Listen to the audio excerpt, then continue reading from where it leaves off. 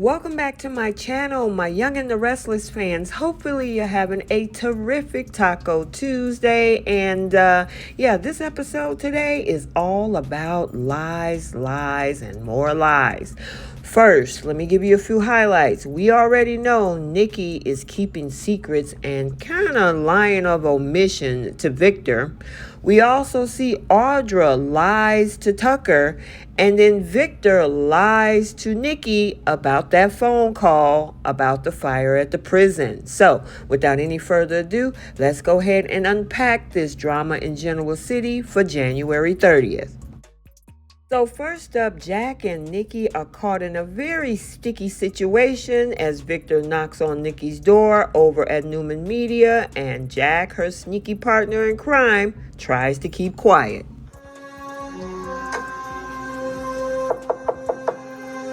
Nikki? Are you in there?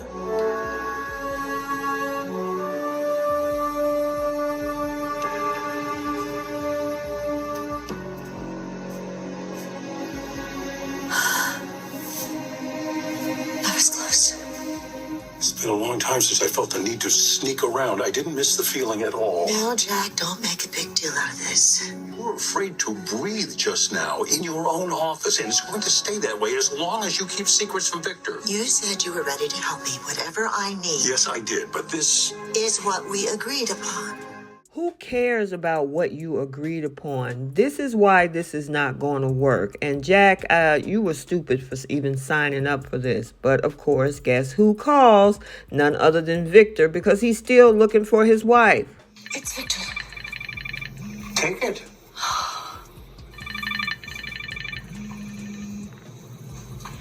Hi. Sweetheart, I came by the office and the doors were locked. Just tell him. No, I have made up my mind. Right now, it is best that he not know you are involved. So, if you want to ease my stress, tell me that you will understand that and you won't bring it up again. I know that you don't agree with my decision, but I need for you to respect it. And I am sick of draining the life out of people for my own selfish reasons.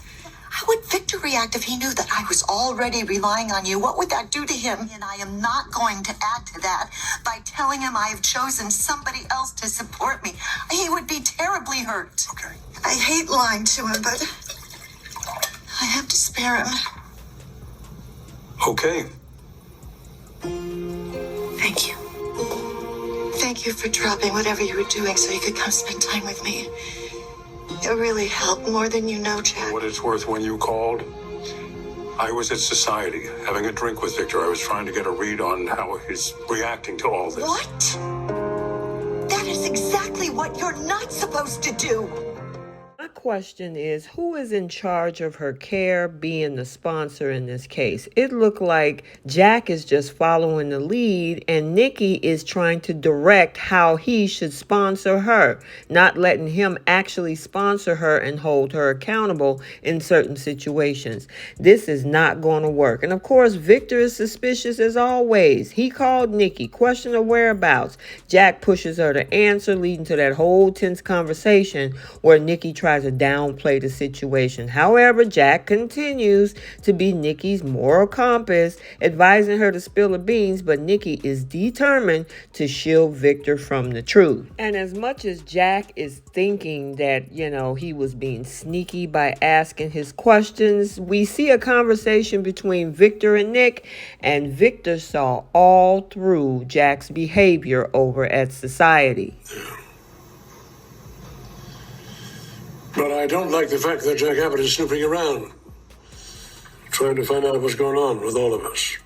Snooping around how? I was sitting in the bar earlier and he bellied up to me, asking question after question, as if I didn't know what he was up to. Jack, Victor is not a stupid man. I mean, he know that you were asking questions just to figure out what is going on. He peeped that sincerely. The other thing is, Victor does not want Jack in the middle of his family's business. Dealt with the same issues. It would make sense that he would be concerned and want to check in on you and just sort of see how we're all holding up. We don't need his concern, okay? And your mother doesn't need his support. Thank So then Nikki shows up, and of course, Victor is looking at her real suspicious, trying to figure out what's going on with his wife. He asked very pointed questions about the new sponsor, and she, of course, did not let on that it was Jack. The other thing is, we heard her say that they let Seth go, which I thought he was part of the storyline. But yeah, they get ready to head over to Society for dinner. And the lies continue. Jack finally makes it home, and Diane thought he was going to be home a little bit sooner, but I gotta say, he was 100% honest with his wife, saying where his whereabouts was, the fact that Nikki is seeming to be a problem. He actually tells Diane that he regret even getting involved. Well, this may be your cue to leave, Jack. Have her find somebody else. But you know what? He don't even want to talk about Nikki or Victor anymore. He decided to take his wife Diane for drinks and dancing. So now Victor and Nikki are over at Society, and Victor explained that he spoke to Jack earlier, who had all sorts of questions about her drinking. Now, he really didn't go into detail. Remember the conversation with Jack? But Victor did a little bit of a game with Nikki, and she fell right into it. She confirms that he knows all about it, talking about it helps. Now, he'd rather keep the problems like this in the family. He don't trust Jack. Victor mentioned that he talked to that Audra woman and knows about the firing. He just worries about the stress that this might be causing her. Now, his wife assures him that it'll all be fine. She's handling it. Sure you are. And then he gets a phone call, and this is where his set of lies begin. Excuse me. Yes. Mr. Hammond, be present where Jordan is being held. There was a major fire.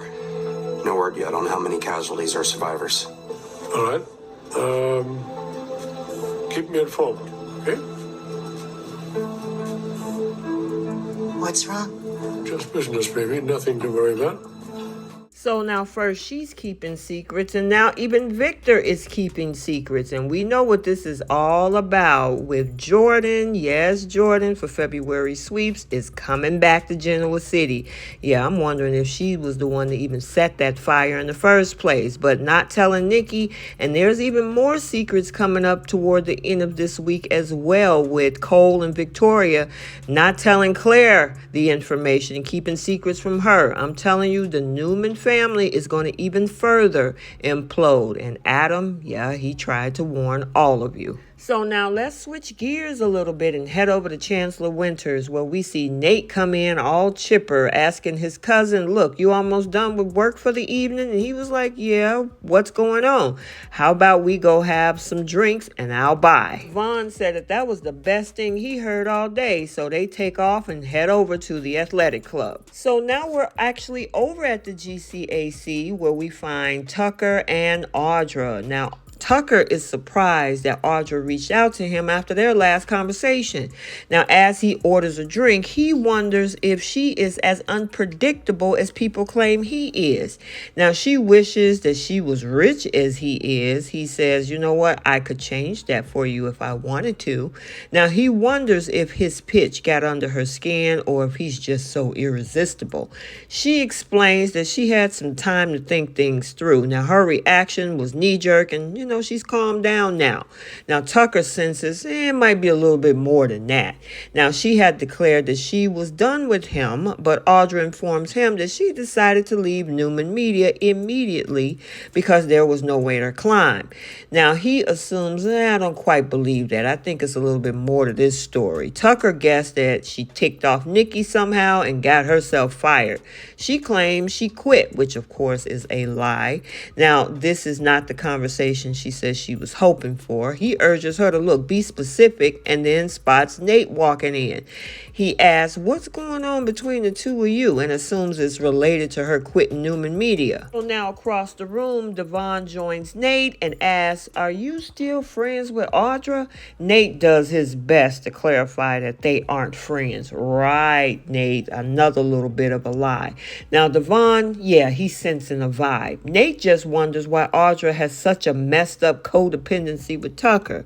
Now, Nate tells his cousin how grateful he is that they can work together again. Family means everything, and he's sorry that he has to keep Tucker out of his life. Devon pointed out that, well, he was never around, so it ain't that hard.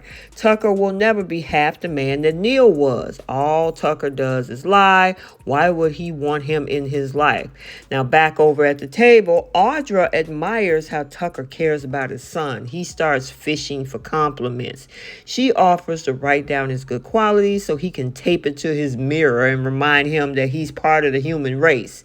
Tucker admires her for her underhanded compliments, cruelty, and simmering looks. She is fascinating to him. He's rubbing his fist and is observing that she's playing some kind of long con and is dying to know what it is. He can see how hard Nate is trying not to look at her too.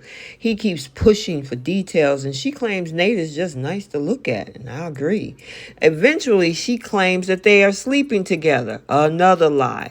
Now, Tucker doesn't buy it. Not that he cares. It would just be her using sex again, but to what end? She wants to talk about a deal. He dismissed this and walk out, stopping by Nate and Devon's table to acknowledge them and ruin the mood.